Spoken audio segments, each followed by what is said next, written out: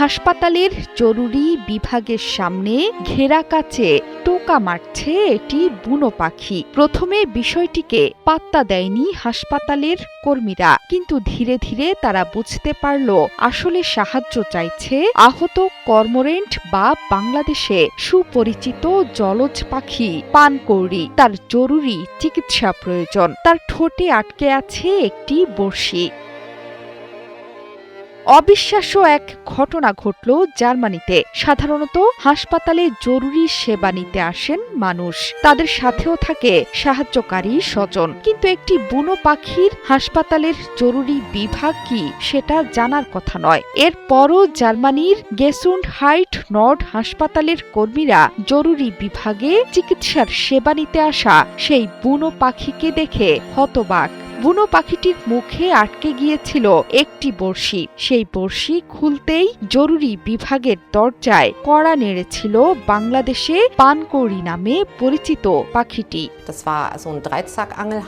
একটি কর্মোরেন্ট আমাদের কাছে সাহায্য চাইতে এসেছিল। এটাও স্পষ্ট যে এটি ইচ্ছাকৃতভাবে আমাদের জরুরি বিভাগ কক্ষের সবার মনোযোগ আকর্ষণ করতে চাইছিল এবং ঠোঁট দিয়ে জানালায় খোঁচা দেওয়ার চেষ্টা করছিল, কারণ তখন সে আহত ছিল।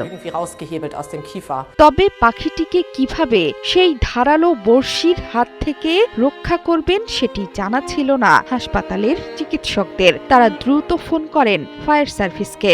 শেষ পর্যন্ত পাখির ঠোঁট থেকে মাছ ধরার বড়শিটি বোল্ট কাটার দিয়ে কেটে খুলতে সক্ষম হন কর্মীরা। শান্ত থেকে পুরো প্রক্রিয়ায় সহযোগিতা করে পাখিটি। আমরা জানতাম না পাখিটির সাথে কি করতে হবে। প্রথমে পুলিশকে ডাকতে চেয়েছি, পরে ফায়ার সার্ভিসকে ডেকেছি। তারা এসে 10 মিনিটের মধ্যে পাখির ঠোঁট থেকে বড়শি কেটে বের করেছে। এটা করতে পেরে ফায়ার সার্ভিসের কর্মীরাও খুশি।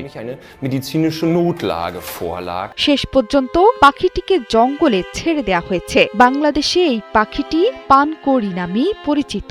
দেশজুড়ে বিভিন্ন হাওর, বিল, নদী, মোহনা, খাল, উপকূল, পুকুর, হ্রদ, জলাভূমিতে কখনো জোড়ায় জোড়ায় বা দলে দলে বিচরণ করে তারা। পানিতে ডুব দিয়ে বা সাঁতার কেটে মাছ, ব্যাঙ ও চিংড়ি জাতীয় প্রাণী শিকার করে খায় এরা। মাছ ধরতে গিয়েই হয়তো ভুল করে বড়শিতে মুখ গেঁথে গিয়েছিল জার্মানির এই কর্মোরেন্টের।